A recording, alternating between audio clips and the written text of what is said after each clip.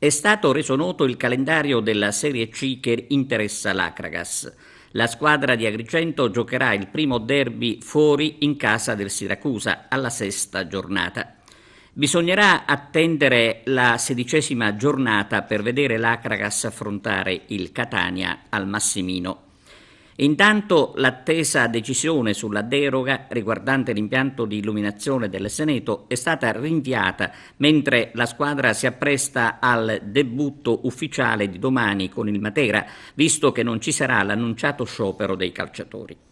Questa mattina a Cosenza lavoro di rifinitura e poi domani alle 18:30 la partita sulla quale il tecnico è fiducioso come sempre.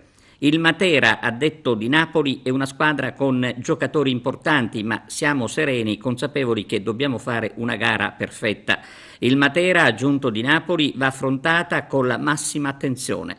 I tifosi biancoazzurri si attendono naturalmente un'ottima prestazione.